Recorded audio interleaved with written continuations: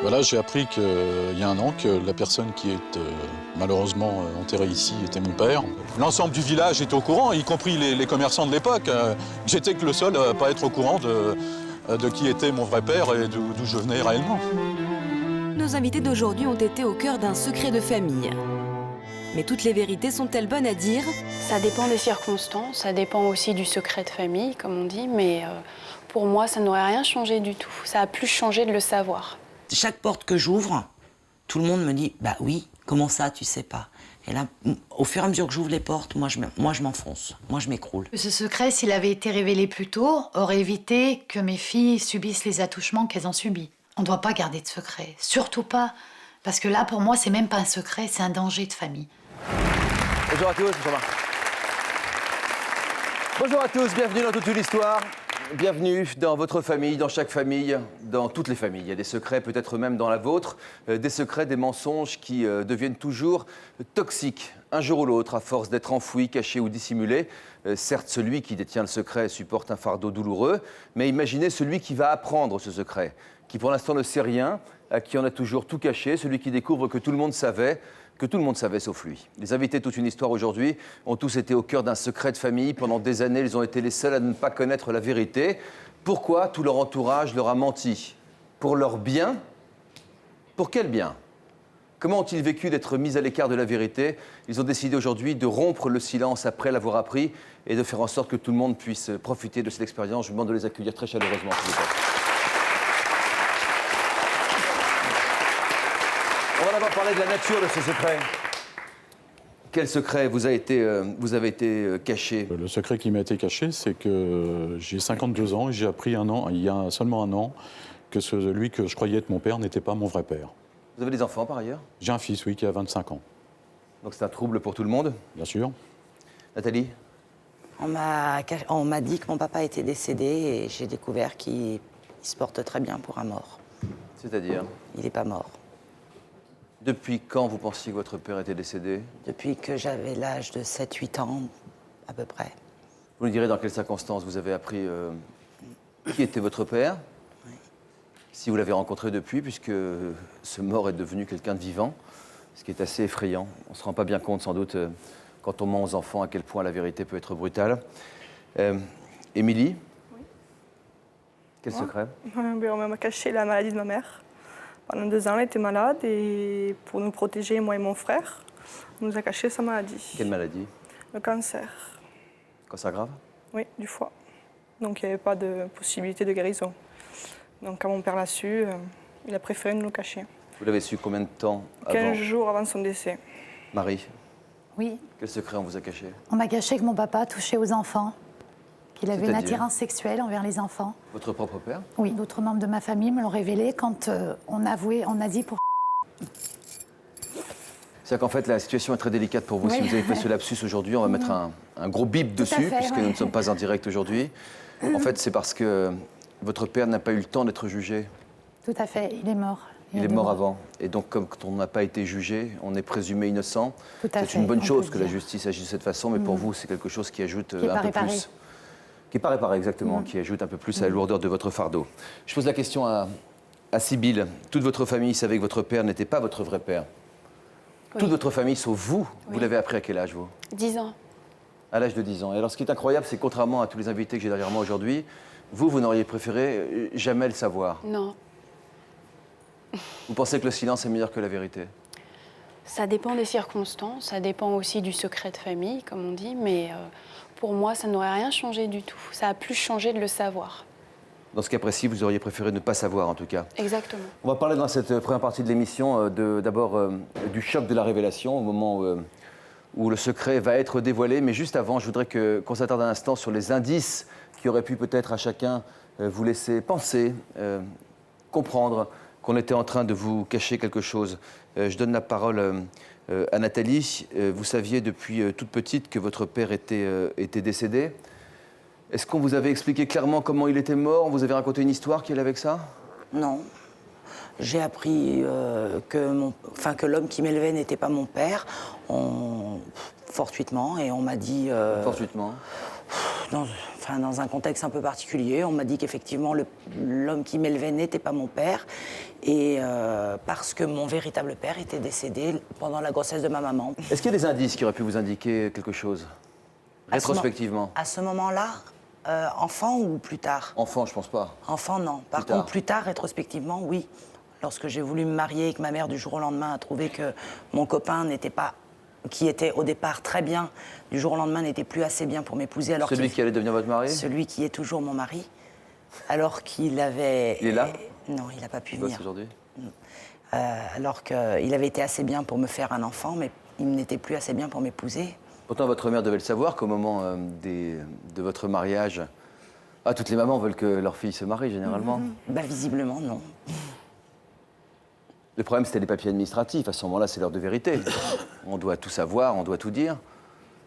Et donc, vous, au moment de votre mariage, vous avez posé des questions très précises sur l'identité de votre père. Vous aviez quel âge? J'avais 20 ans. Qu'elle était mignonne. Vous êtes toujours une à l'époque. Il aime mieux les blondes. Qu'est-ce que maman vous a répondu?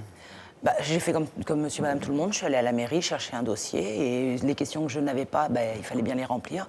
Donc j'ai appelé ma mère, je lui ai dit, bah, voilà, il me faut la date du décès de mon père. Et alors? Et bah, elle m'a donné la date, elle m'a dit il est enterré à tel endroit, mais c'était pas un drame. Hein. Mais c'était un mensonge, en revanche. En revanche, c'était un gros mensonge. C'est toujours terrible quand nos proches, je vois réagir, quand nos proches... Oui, moi je crois que cacher la vérité à un enfant, c'est quelque chose de terrible. C'est pas là que ça a été le plus terrible, hein. C'est après.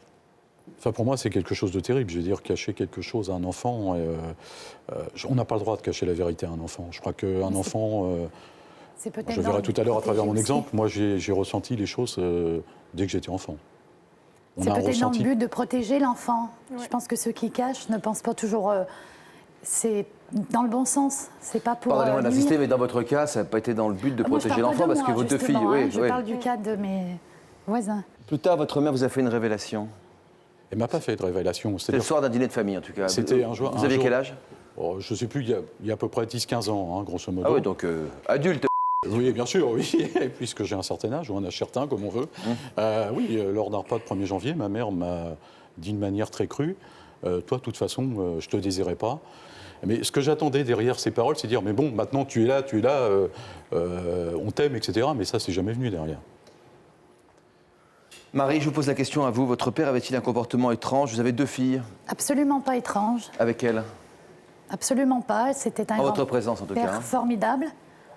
Donc un père pour vous et un grand-père pour elle? Formidable, dans tous les sens du terme, c'est-à-dire affectueux, gentil, généreux, aimant. Jamais un geste déplacé? Aucun. Aucun. Pas d'indice en particulier? Absolument pas. Aucun. Pas d'indice? Rien. Pas d'indice? Si, oui. Lesquels? Quelques mois avant, mon père, à un moment, a dit devant une amie, on parlait de... L'ami demandait des nouvelles de ma mère, et puis sur le moment, il m'a dit, tu sais, Émilie, maman va pas bien en ce moment, il faut faire attention à elle. Et il m'a dit après qu'il avait essayé de me le dire à ce moment-là, mais... Il n'avait pas réussi, mais enfin non, bon, voilà, il vous a caché pendant 2 ans que votre maman avait un cancer dont elle ne reviendrait pas, ce qui est le cas de certains cancers. Il y a eu des rémissions, parce qu'après, quand on se repasse le film, évidemment, on comprend. Il y a eu des rémissions, mais bon, après... Et le mot cancer n'a jamais été prononcé? Si, parce que la famille, des amis disaient à ma mère, oui, mais si tu fais la chimio, c'est que tu as un cancer. Ah, chimio. Et elle disait, mais non, c'est pour soigner... On se bat beaucoup ici pour que le cancer soit prononcé, qu'on puisse se battre avec toutes nos forces pour affronter ce qu'on appelle encore aujourd'hui souvent une longue maladie en restant extrêmement mystérieux. C'est ça le problème? Oui, c'est que tout le monde, c'est encore trop tabou, ça. Je me tourne vers Marc Lévy Dalila. Bonjour Marc. Bonjour. Qui est psychologue. Vous êtes intéressé aux secrets de famille, à leurs enjeux. Il y en a vraiment dans toutes les familles des secrets plus ou moins grands, même dans la vôtre? Bien sûr, c'est évident qu'effectivement, c'est la chose la plus partagée au monde. Tout le monde a un secret, ça va dépendre du poids du secret. Chez nos invités, c'est évident que le poids du secret de Marie est un poids très important, est un poids lourd. Les autres secrets ont une certaine importance, mais donc on va pouvoir mesurer les impacts du secret en fonction du poids. Ne pas connaître son identité d'une certaine manière quand on ne connaît pas son père, par exemple. Alors quand on a un grand-père qui aurait été, je suis obligé de prendre cette précaution oratoire, pédophile, c'est pire que tout, j'imagine. Oui, mais dans ce cas-là, c'est pas étonnant parce que pour ce qui est secret, il faut qu'il y ait une personnalité secrète, c'est-à-dire qu'il y a un côté invisible, qui est la condition absolue pour que le secret puisse perdurer. Dans ce cas-là, la personnalité secrète va effacer les indices, va essayer de les effacer par de la gentillesse ou autre chose. Nos invités ne se sont pas vraiment attardés sur ces premiers indices pour, en tout cas, certains d'entre eux. On verra pourquoi. Peut-être qu'on n'a pas envie d'apprendre certaines vérités. On va parler maintenant de la révélation, le moment où vous avez tous compris qu'il s'était passé quelque chose de bizarre dans votre famille. Que non seulement il s'était passé quelque chose de bizarre, mais que tout le monde savait.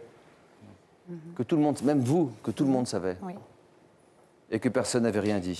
Et pour illustrer ce premier volet, je propose de regarder ce reportage que nous avons consacré justement à Nathalie. Moi, j'ai grandi à Paris avec un papa, une maman, comme tous les enfants.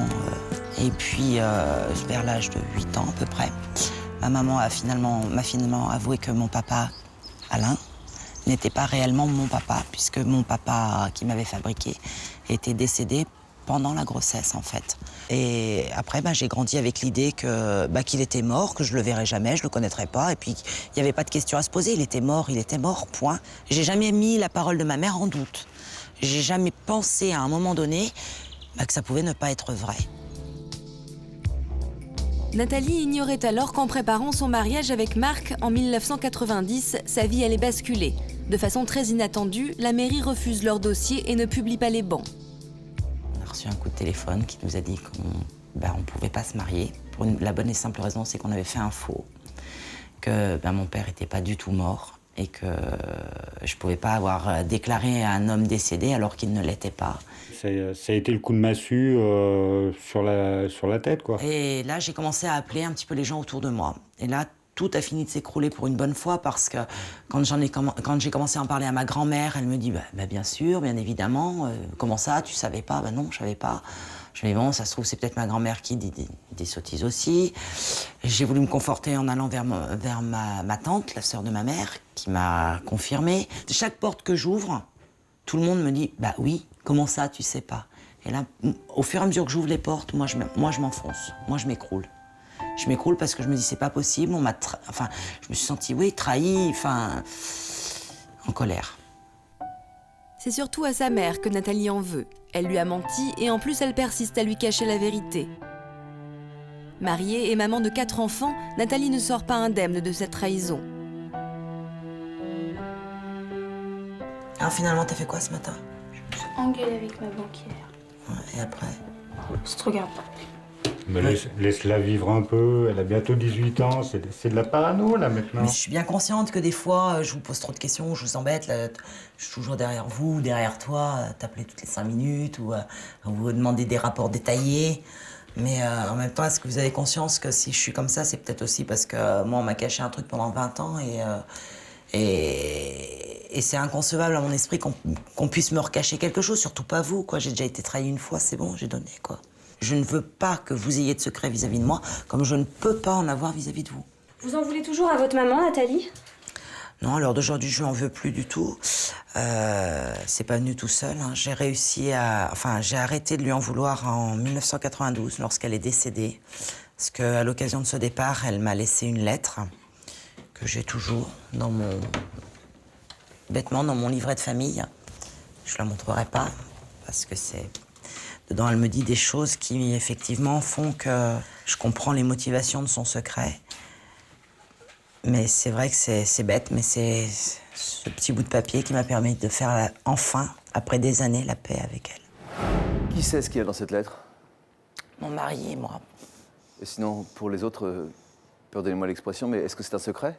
Non, les enfants, je leur ai promis qu'ils pourront la lire quand je serai prête à ce qu'ils la lisent. Mais vous n'avez pas envie de reproduire le schéma du secret? Non. Ce que j'ai peur dans tout ça, c'est de transmettre cette souffrance à mes enfants. Voilà.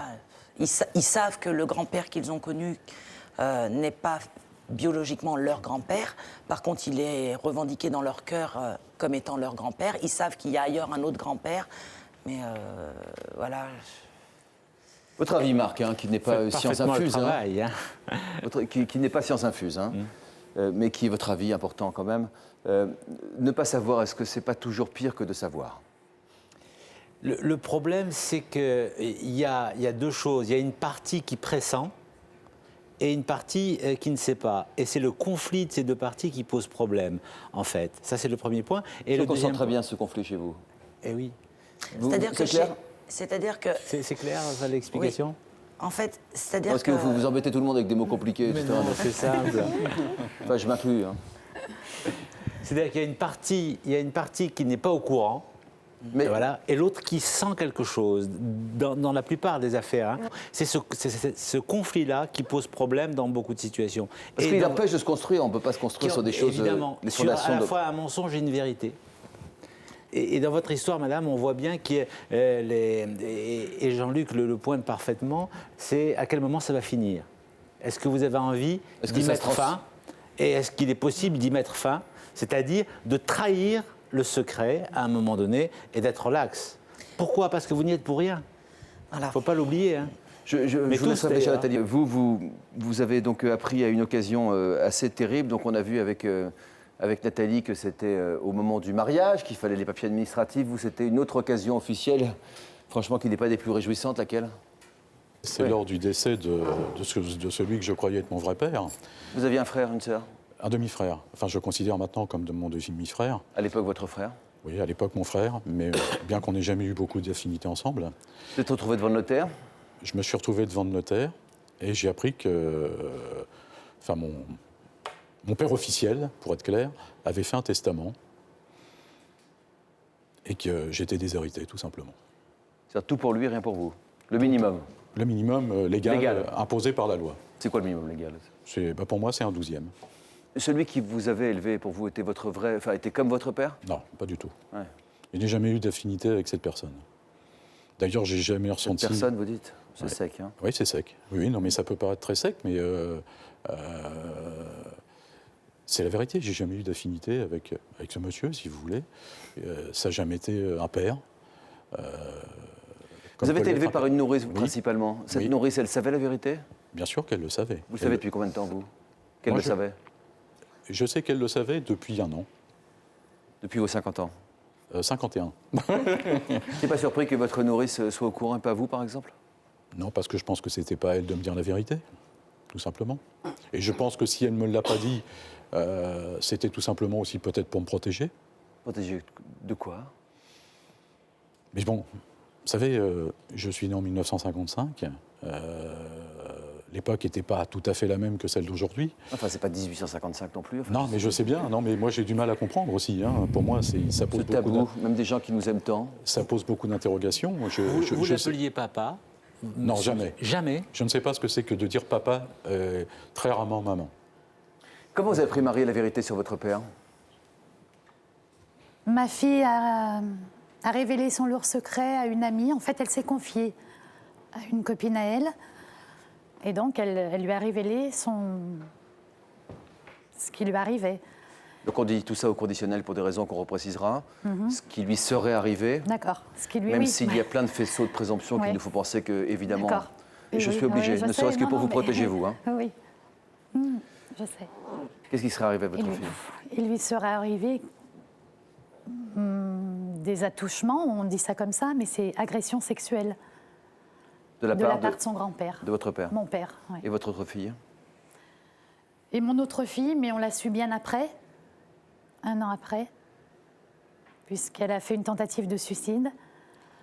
Et étant donné qu'elle s'en est sortie, eh bien, elle a pu après, elle aussi, se libérer et dire qu'elle a subi la même chose. Pour une mère, ça doit être terrible, ça.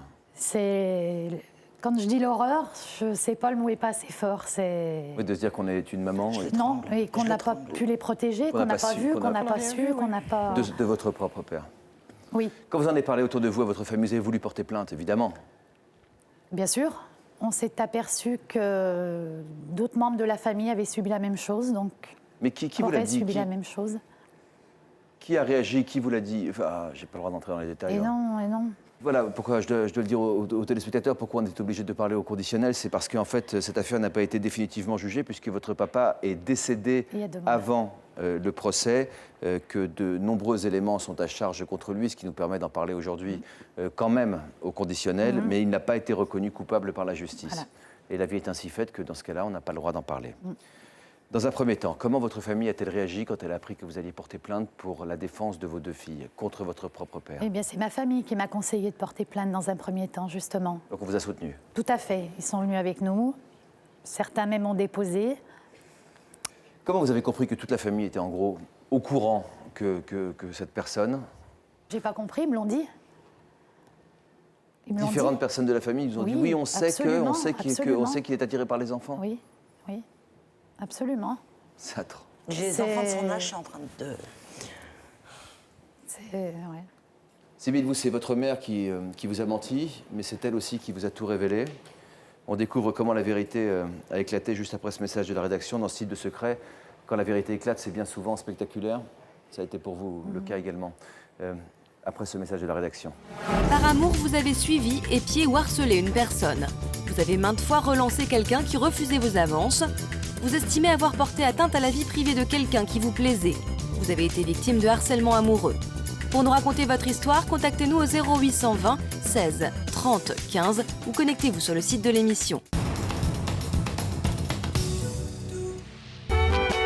Toute une histoire recevra prochainement des Françaises et des Français qui, déçus par leurs compatriotes, sont partis chercher l'amour de leur vie à l'étranger. C'est le cas de Jean-Pierre, parti pour le casting de la femme parfaite. Je te montre où je vis. J'habite dans le sud de la France, dans un bel appartement, confortable, près de la plage. À un moment donné, on dit il y a à l'étranger, effectivement, que ce soit en Russie ou ailleurs, il y a des filles nettement plus jolies qui seront moins difficiles et qui voudront bien se marier et fonder une famille. Pour moi, un homme français cherche une esclave moderne. Tony va épouser une jeune sibérienne. Il la fréquente depuis 10 mois sur Internet, mais ne maîtrise pas encore bien sa langue. Приглашение.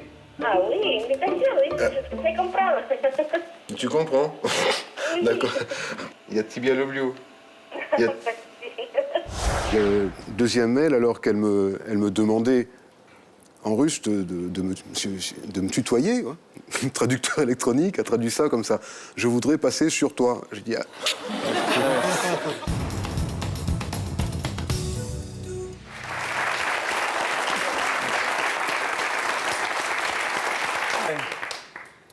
Tout le monde le savait sauf eux. Nos invités d'aujourd'hui ont été donc au cœur d'un secret de famille. On en parle notamment avec Sybille. Sybille, c'est votre mère qui a voulu taire la vérité. Et pendant des années, vous l'avez appris à 10 ans, mais c'est aussi elle qui vous l'a révélé. Dans quelles circonstances précises votre maman vous a dit que votre papa n'était pas votre papa? C'était tout simplement chez des amis, en fait, après un apéritif. Peut-être que l'alcool délie un peu les langues. Et donc elle m'a prise à part dans une chambre à coucher et me dire « j'ai quelque chose de très important à t'annoncer ».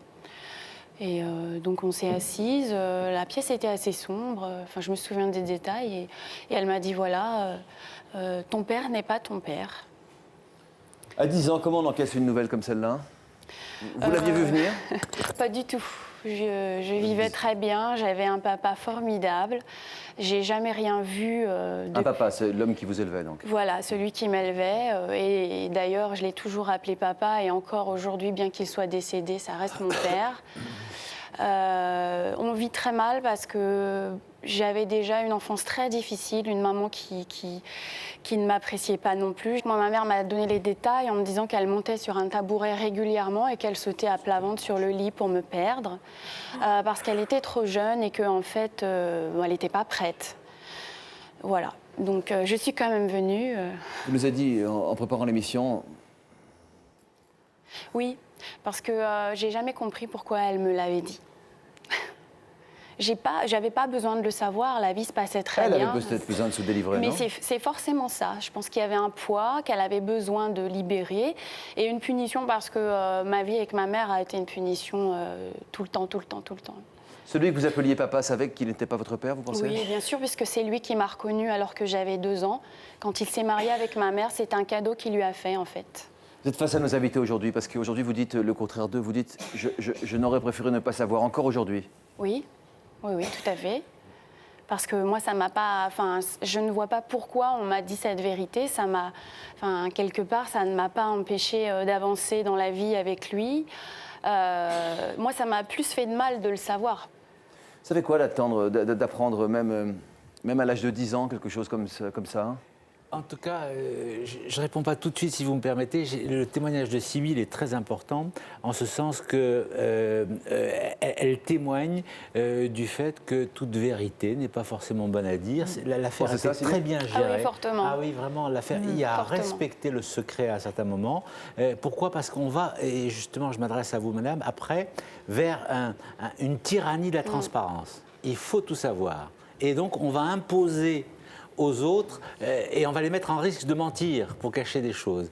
Donc le témoignage de Sybille est, je dirais, capital. Il y a un certain nombre de fois où il faut respecter les choses telles qu'elles sont. Excusez-moi Jean-Luc, mais... non, mais Nathalie dit un peu la même chose quand elle laisse ses lettres à moitié à la portée de ses enfants, mais en même temps sans leur montrer dans le... Oui, c'est-à-dire que je veux pas que ce soit tabou, mais en même temps, j'ai pas tellement envie de savoir qu'ils le sachent. Enfin, c'est un peu conflictuel, voilà. mais... Sauf que c'est très différent de Sybille. C'est-à-dire qu'à la fois, vous amenez des indices et en même temps, vous n'y allez pas franchement. Alors que dans le cas de Sybille, c'est limpide. C'est-à-dire qu'elle dit « ma vie était très claire ». Et d'un coup, et vous l'avez bien pointé, sa mère a besoin de dire quelque chose, donc elle a subi une première situation à sa naissance, et une deuxième à 10 ans, où on lui impose l'histoire de quelqu'un d'autre. Vous en avez parlé à qui ensuite? J'en ai pas parlé tout de suite. Déjà, il a fallu digérer. Et en fait, quelques temps après, j'ai appelé donc mon père pour lui dire voilà, je viens d'apprendre ça. Votre père? Oui, mon père. J'ai pas connu mon père biologique, hein, donc je n'en parlerai pas. Et qu'est-ce qu'il a, comment a-t-il réagi, lui? Eh ben, il m'a dit ah bon, t'as dit la vérité. Pour lui, c'était franchement pas une nécessité, comme pour moi en fait. Vous avez compris pourquoi votre mère vous l'a dit? J'en ai jamais parlé avec elle. Ensuite? Non, ensuite, j'en ai jamais parlé avec elle. Même aujourd'hui, nous sommes fâchés depuis le 14 décembre 1987. J'en ai jamais parlé avec elle. Et, mais j'ai toujours été persuadée parce que j'ai cherché j'ai cherché les causes de ce que ça pouvait lui apporter et pourquoi elle me l'avait dit. Pourquoi? À votre avis? Pour moi, c'est une libération pour elle. Elle avait besoin de... C'était un secret pour elle, pas pour moi, voilà. À tel point qu'aujourd'hui, moi, j'ai jamais recherché mon père biologique et j'en ai pas besoin. C'est la question la plus importante dans la vie, pourquoi? Vous avez tous posé cette question en préparant cette émission et on s'est aperçu qu'à chacune des personnes à qui vous avez caché quelque chose, cette question a été posée. C'est la deuxième partie de cette émission. Comment les proches justifient-ils leurs mensonges et comment l'assument-ils au moment même où la vérité éclate? Donc c'était il y a un an, vous aviez 51 ans. 41 de plus que Sybille au moment où elle l'a appris. Vous avez appris donc que votre père n'était pas votre père. Et en ce qui vous concerne, vous, mais pour Sybille aussi, j'ai l'impression, la question du pourquoi n'a pas été résolue. Voilà, j'ai appris qu'il y a un an que la personne qui est malheureusement enterrée ici était mon père. Lui savait que j'étais son fils. Moi, bien sûr, j'ignorais complètement qu'il était mon père. Nos chemins n'ont jamais réussi à se croiser. Je regrette un peu que... Malheureusement, tu ne m'as pas dit la vérité, tu ne m'as pas dit que j'étais ton fils, que tu étais mon père, et que tu aurais pu m'apporter l'affection du père que je n'ai jamais malheureusement connu. Cet homme a grandi au sein d'une famille classique, un papa, une maman et un frère. Mais depuis toujours, il se sent à l'écart. À la mort de son père, il comprend qu'il est au centre d'un lourd secret de famille. Seul son frère figure sur le testament de celui qu'il croyait être son père. Je lègue la totalité de mes biens à mon fils, la suit le nom et le prénom de mon demi-frère, sa date de naissance. Il lui sera attribué la maison avec ses dépendances et terrain attenant pour environ 1 hectare, ainsi que tous les meubles et objets mobiliers qu'elle contient. Quand j'ai eu connaissance pour la première fois de ce testament, que je l'ai lu, ma première action, j'ai bondi. Et puis en réfléchissant, j'ai dit après tout, c'est en train de confirmer ce que j'ai toujours pensé. Les doutes, là, à ce moment-là, se sont confirmés sur le fait que mon père n'était pas mon vrai père. En étant exclu du testament de ce prétendu père, la vie de cet homme a basculé. Il a découvert que le monsieur à côté duquel il avait grandi n'était pas son père. Sans le savoir, il côtoyait tous les jours dans le village sa famille paternelle qui gardait bien le secret. Quand j'ai été jeune, tu sais que j'ai fréquenté ce bar avec mes copains du... Et il y avait cette dame Quand je venais chercher 2 paquets de cigarettes, m'en donnait 4. Quand je venais en chercher 4, m'en donnait 8. Je comprenais pas pourquoi. Je dis bon, bah tiens, même bien, il est sympa, mais bon. Bah voilà, bah, tout simplement, j'ai appris depuis que cette dame qui est malheureusement décédée, c'était ma vraie grand-mère. Tu vois, bon, donc un petit peu de nostalgie. Et puis je sais que quand elle voyait quelqu'un que je connais bien, elle lui disait, bah tu vois, bah tiens, j'ai vu mon petit gars aujourd'hui, il est passé. Cette route-là, je l'empruntais quotidiennement pour me rendre et revenir de l'école. Et je croisais certainement presque quotidiennement mon vrai père. Et ce qui est dommageable, c'est que je ne savais pas que c'était lui. Moi, je suis intimement persuadé que l'ensemble du village est au courant, y compris les commerçants de l'époque. J'étais que le seul à ne pas être au courant de qui était mon vrai père et d'où je venais réellement. Je pense que c'était pas à quelqu'un hors de la famille ou à un tiers de me révéler cette vérité. C'était à celle qui est la plus concernée de la révéler, c'est-à-dire à ma mère. Mais sa mère n'a jamais voulu lui raconter la vérité. Aujourd'hui, il a coupé les ponts avec elle et se rattache à ceux qu'il a de plus proches, sa femme et son fils. Je pense que tu pourrais peut-être un jour essayer d'appeler ta mère pour peut-être insister.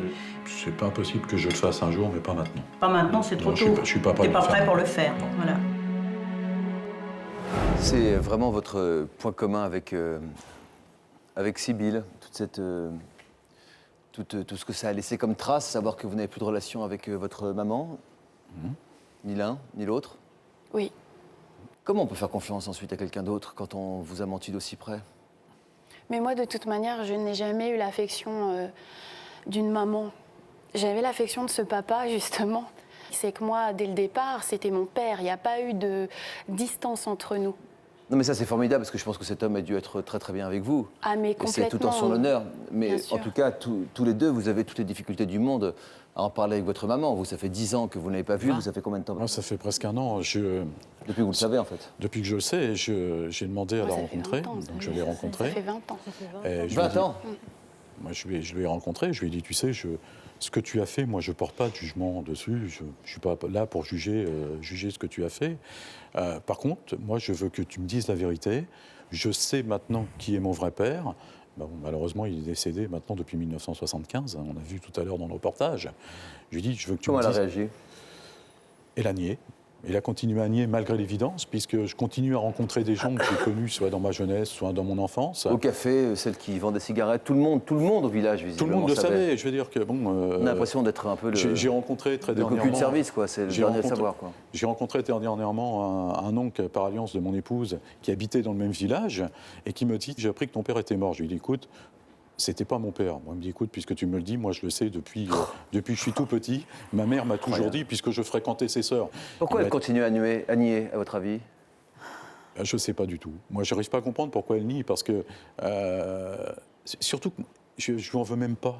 Et ce qu'il a beaucoup braqué, c'est que je lui ai dit, tu sais, j'ai mis qui est mon fils au courant tout de suite de la situation. Elle m'a dit pourquoi il a 25 ans, on l'a vu dans le reportage, et elle m'a dit pourquoi tu as fait ça. Ben, j'ai dit tout simplement pour ne pas reproduire ce que toi tu m'as fait pendant 50 ans. À savoir quoi? S'enfermer dans le mensonge, à quel point ça fait les dégâts? Ben, ça fait beaucoup de dégâts. Parce que, comme je vous le disais tout à l'heure, quand on ne se sent pas aimé quand on est gosse, on se sent pas... J'ai jamais été battu, j'ai jamais eu de sévices. Je veux dire, c'était pas ça, c'était plus affectif, plus psychologique.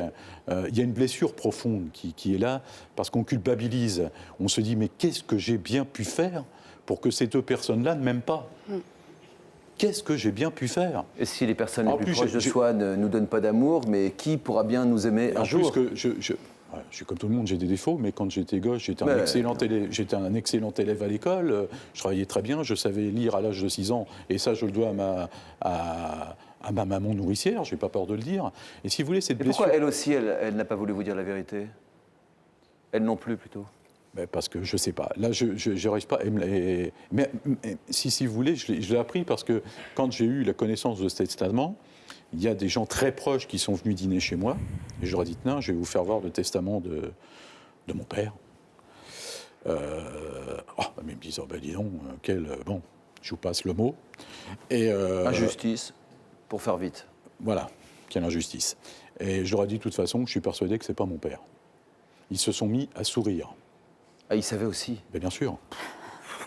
Nathalie, que vous a répondu votre mère quand vous lui avez demandé pourquoi tu m'as caché la vérité? Elle a toujours nié, jusqu'au dernier moment. Elle m'a dit la vérité dans la lettre. Entre le moment où je lui dis, la mairie m'a dit que mon père est vivant et je récupère un extrait de naissance sur lequel figure le divorce d'avec ma mère, son remariage avec une autre femme, jusqu'au moment où elle décède, elle a toujours nié, elle m'a toujours dit ce n'est pas vrai, il est mort. Au risque de choquer un petit peu, au fond, les familles, dans des différents cas, fonctionnent un petit peu comme des lois mafieuses, c'est-à-dire c'est l'omerta. C'est le clan. Pourquoi celui qui détient le secret, celle en l'occurrence, parce qu'on parle des mères. Aujourd'hui, pardon, vous n'êtes pas mère, vous. Hein, mais toutes celles qui sont là sont devenues des mères à leur tour. Pourquoi celles qui détiennent un secret aussi lourd ne veulent pas en parler aussi? Peut-être pas. Peut-être qu'il y a des gens qui ne peuvent, ça ne sort pas de oui, ça. Dans les exemples extrêmes, on a les deux fondamentaux bien connus dans les affaires du secret, des affaires de cœur pour aller vite et des affaires d'argent. C'est-à-dire derrière les secrets, il y a assez souvent des affaires d'argent. Il y a peut-être un cas sur 4. Sordide. Oui, bien sûr, bien sûr. Tout ça n'est pas gratuit, quoi. Il y a la morale, les apparences, l'argent, des choses vieilles comme le monde. Hein. Et surtout, la durée. Tous les secrets durent très longtemps. Nathalie, vous avez voulu savoir, vous avez insisté, vous avez posé des questions. Moi, je lui ai mis l'extrait de naissance sous le nez, c'était pas vrai, c'était un faux, c'est moi qui mentais. C'est ça l'omerta. Moi, je l'ai rencontrée, elle était encore vivante, donc entre-temps, parce que je suis un peu dans le cas de Sibylle, l'homme qui m'a élevée est mon papa, incontestablement. Il sera toujours mon papa et il est le grand-père de mes enfants. Ça n'empêche pas qu'on a le droit de savoir la vérité sur ses origines. À un moment donné, j'ai quand même voulu aussi. Puisque ma mère ne voulait pas me dire pourquoi, je me suis dit peut-être que lui me le dira. Alors? Donc j'ai mis un peu de temps à le rencontrer. D'ailleurs, sous l'influence. Mon véritable père. Vous l'avez rencontré? Oui. Comment vous avez fait pour le rencontrer? Comment vous avez fait pour le... En fait, il avait déclenché une recherche en intérêt des familles en préfecture. Donc il voulait vous retrouver? Oui, mais je ne sais toujours pas pourquoi au final. J'ai mis presque 2 ans à le rencontrer. Quand je me suis enfin décidée à le rencontrer, je me suis aperçue... Enfin, j'ai pas eu de réponse. Comment s'est passé l'échange, la rencontre? Il n'y a rien eu. Il n'y avait pas de passé. On n'a pas réussi à construire de présent, il n'y a pas eu d'avenir. On s'est rencontrés, voilà, fin. Mais c'est décevant ou c'est utile de toute façon? En fait, je crois que ce que j'avais besoin, c'était de le voir, de le matérialiser. Il n'y avait pas de photo, il n'y avait rien de lui. Mais un père, j'en avais pas besoin, j'en avais un. Je l'ai eu pendant 35 ans. Mais pas d'échange, pas de complicité, pas de rencontre? Il ne s'est rien passé. C'est là où justement je ne comprends pas, parce que je me dis que vous êtes fait plus de mal à vouloir savoir en fait qu'à ne pas savoir, parce que cet échange il a été négatif. C'est là où je me dis pourquoi avoir été chercher la vérité, ça vous a fait plus de mal en fait. Ah oui, c'est clair. Et c'est ce que moi je me suis évité quelque part. Émilie, vous êtes sentie protégée par ce mensonge aussi? Ah ben oui. Du fait de savoir que de ne pas savoir que votre maman était visiblement, malgré Oui, parce que les 15 derniers jours, ça a été horrible de savoir. En fait, pendant 2 ans, votre papa vous a caché que votre maman était atteinte d'un cancer qui était visiblement irréversible. Ma mère n'était pas au courant non plus, puisqu'elle aussi... Elle ne savait pas non plus. Non plus, ouais. Alors, qui savait qui ne savait pas dans la famille? C'est difficile parce que même encore, je ne sais pas, il y a des fois... Mais bon, maintenant, je ne me pose plus trop la question. En fait, ça va faire 4 ans qu'elle est décédée au mois d'avril. Et lors d'une opération, c'est là qu'on a découvert qu'elle avait un cancer. Enfin, c'est ce qu'on m'a raconté. Et après l'opération, le docteur est venu voir mon père et lui a dit, voilà, votre femme a un cancer, mais je pense que ce serait mieux de ne pas lui dire. Parce que autrement, ça va casser son moral. Parce que bon, jusqu'à maintenant, elle avait une pêche d'enfer, donc lui dire, ça aurait tout cassé. Et surtout, protéger vos enfants. Parce je pense qu'il doit avoir l'expérience, le docteur. Je partageais là-dessus, je ne sais pas quoi penser. Non, mais je ne sais pas. Oui, bien sûr. Donc, du sud, mon père, évidemment, l'a dit à toute la famille. Les frères, les sœurs, les parents de ma mère, évidemment. Les parents de ma mère, je crois comprendre qu'ils n'étaient pas d'accord. Mais au fil des choses, ils ont bien été obligés de suivre. Puisque finalement, moi, j'ai jamais regretté qu'il ne l'ait pas dit, quoi. Parce que 15 jours, ça a été horrible à porter. Alors, 2 ans, ça nous a protégés, moi et mon frère. C'est bien ce que je dis. On a eu une vie de famille normale, quoi, pour l'instant. Voilà. Marie, est-ce que vous savez à présent pourquoi toute votre famille vous a caché que votre père aurait donc été ce pervers sexuel qui aurait agressé un nombre d'enfants incroyable dans la famille? Pour quelle raison? Non. On vous l'a caché? Non, j'ai pas les réponses. Pourtant, la famille s'est pas défilée dans un premier temps face à la vérité. Quand vous avez voulu savoir les choses, on vous a dit oui, c'est vrai. Tout de suite, on m'a accompagnée, on était très présents. Et du jour au lendemain, plus personne. Mais qu'est-ce qui a pu se passer pour que ça rebascule? Je n'ai aucune idée. À votre avis? Si je savais, ça...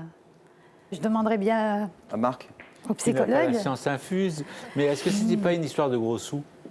Sans doute encore. Bon, je donc pense. voilà, ça va contribuer. Mais écoutez, il faut regarder les choses un peu... c'est un peu cru, mais ce qui arrive à votre famille, madame, j'ai pu le vivre et l'accompagner une bonne dizaine de fois. C'est-à-dire que j'ai parlé d'omerta, c'est-à-dire que la famille, à un moment donné, ressemble à un clan mafieux. C'est dur. Oui. C'est dur à dire. Bon, en tout cas... Le silence est un ciment. Eh oui. Et même quand on trahit en apparence. C'est-à-dire, ils vont faire des choses, mais derrière, ils auraient pu arrêter le processus. Stopper. C'est-à-dire régler le linge sale en famille, etc. Mais dans ce genre de cas, c'est assez rare qu'il puisse y avoir une sorte de stop définitif à cette affaire-là. Et évidemment, après... Mais ce qu'on a du mal à comprendre, est-ce que Marie a du mal à comprendre, c'est pourquoi au début ça a été « oui, Marie, on te comprend, enfin on en parle, enfin on va pouvoir tout régler », et qu'au moment où les choses sont devenues extrêmement concrètes...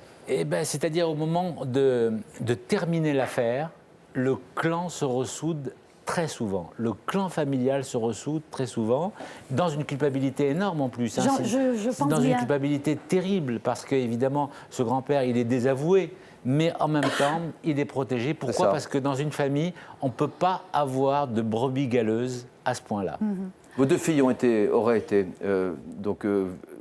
violentées, attouchées quand elles avaient entre 5 et 10 ans. Vous en avez parlé, vous, directement, avec cet homme, avec votre père? Non. Non, parce qu'il a été... Il y a eu... Non, parce qu'il y a eu une enquête qui s'est faite durant quelques jours.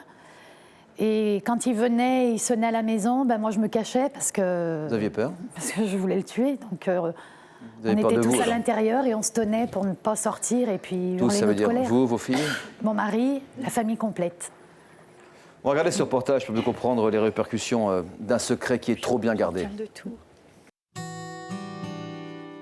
Aujourd'hui, Marie et ses filles regardent un vieux film de vacances. Des vacances de rêve que les filles passaient avec leur grand-père. Mais seulement en apparence, car il y a 2 ans, un lourd secret a éclaté. Mes filles ont été touchées par mon père de l'âge de 5 à 10 ans à peu près, quand elles étaient très très jeunes. Et par contre, elles en parlaient à l'âge de 16 ans. Elles ont gardé le secret une dizaine d'années.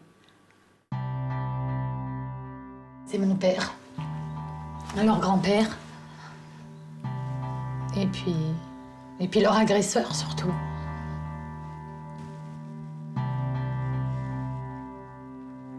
Moi j'ai gardé ce secret parce que je me suis pas trop rendu compte de la gravité. Il était gentil. Un grand-père normal quoi.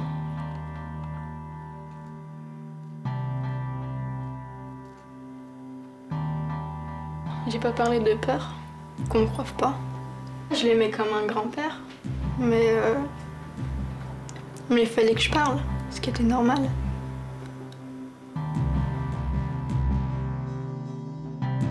En voyant comme ça, comment on pourrait se rendre compte de quoi que ce soit? Très sincèrement, regarde comme elle est heureuse, elle est épanouie. C'est vraiment le... Ah ouais, franchement, c'est... Ce secret aurait pu rester enfoui à jamais si leur grand-père, aujourd'hui décédé, n'était pas venu s'installer à côté de chez elle, il y a 3 ans.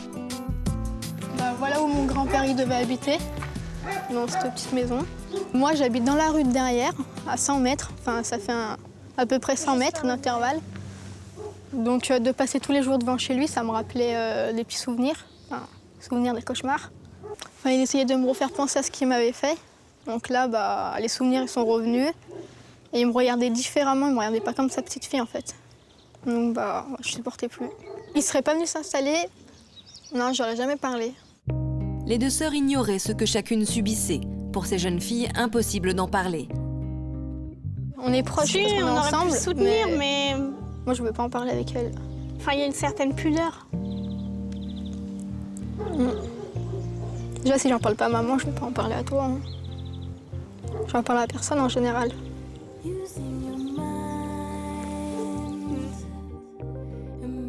La communication avec leur frère est aussi restreinte. Mais aujourd'hui, Marie a décidé d'être complètement transparente avec ses enfants. Moi, je ne l'ai pas dit, parce que je ne voulais pas rajouter à ta souffrance de ce qui nous arrivait. Mais il a eu la même chose que ça. Donc voilà, c'est le pourquoi de...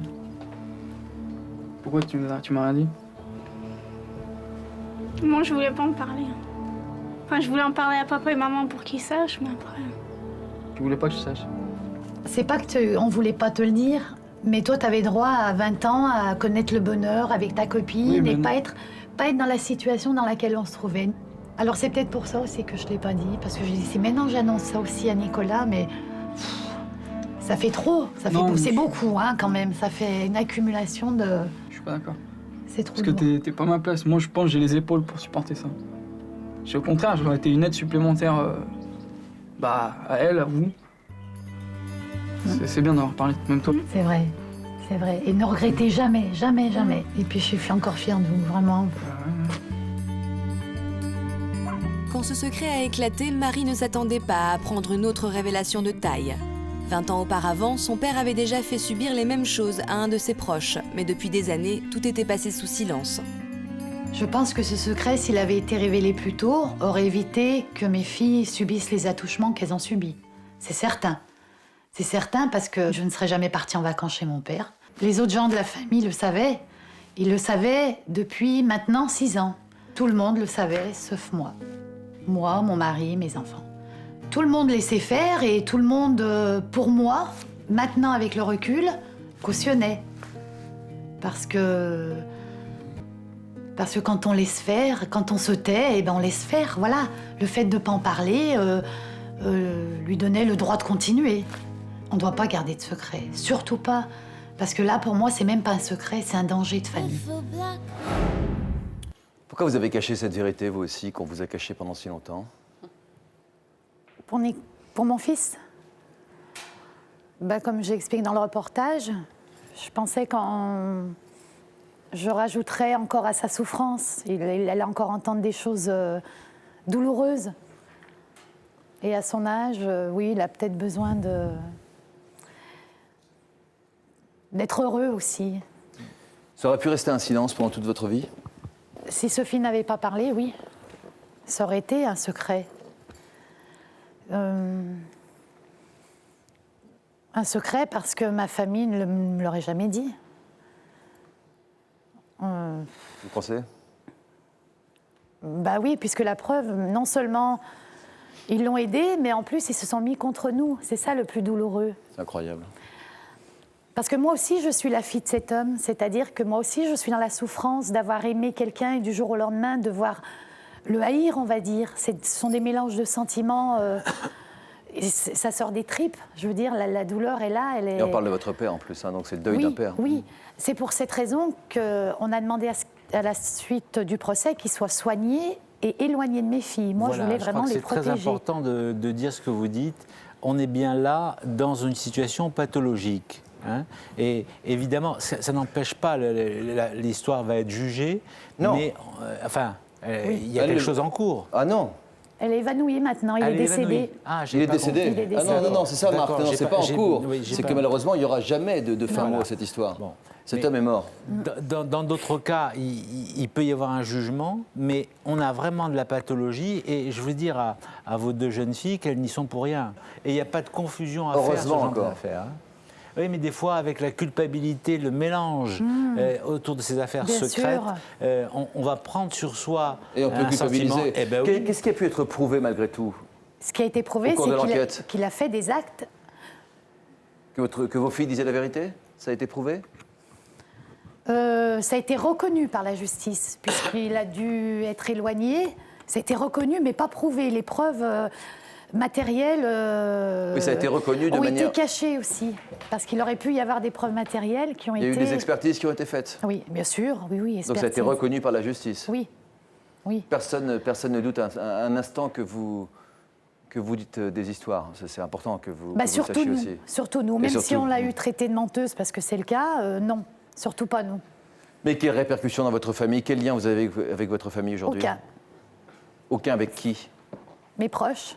Mes plus proches. Aucun. C'est fou, hein. Peut-être que, comme monsieur, au moment du testament, on aura des nouvelles, je ne sais pas. Ah bah oui, elle verra. Mais oui. pour l'instant, non. Vous allez peut-être avoir la même surprise que moi j'ai eue. Voilà. Si on peut appeler ça une surprise. Ouais. Vous auriez préféré ne pas savoir? Non, pas du tout. Je voulais savoir. Je voulais savoir. Ce que je peux regretter aujourd'hui, c'est que y a eu cette histoire de testament. J'ai dû passer pour quelqu'un de très vénal qui s'était mis en colère parce qu'on l'avait spolié sur le testament d'un héritage qui lui revenait, mais qu'on n'a pas dit la vérité.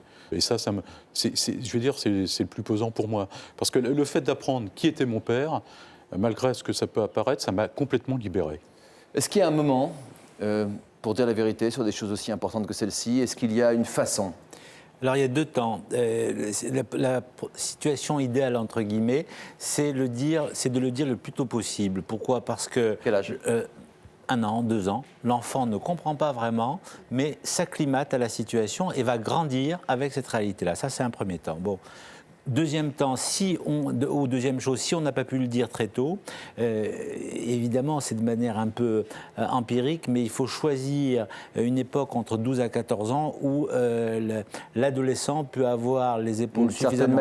Une certaine maturité pour accepter la vérité, mais en fonction du poids du secret. Ça, c'est quand? Comment?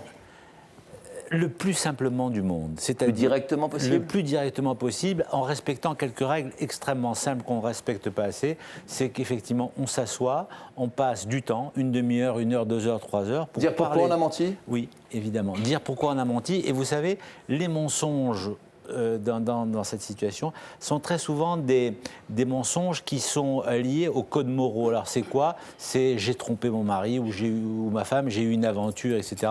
Il y a des affaires d'argent, on a les affaires de tromperie, les affaires d'argent et évidemment les cas pathologiques extrêmement lourds, les incestes, les affaires de cœur. Les affaires les plus graves, voilà. Celles qui généralement provoquent des secrets importants. Exactement, donc c'est parfaitement représentatif des affaires de secrets de famille, plus...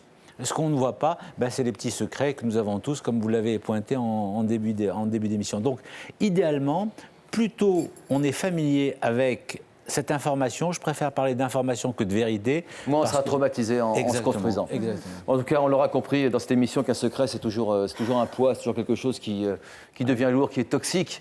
Et quand il est révélé, même ceux qui se taisaient ne savent pas forcément gérer les conséquences de leurs actes. Alors pourquoi se taire ? Puisque tout le monde en souffre, nos invités nous ont apporté leurs réponses. À vous de vous faire votre avis sur la question. Il faut le dire le plus tôt possible, nous dit Marc. Merci en tout cas d'être avec nous et à bientôt sur ce plateau. Au revoir.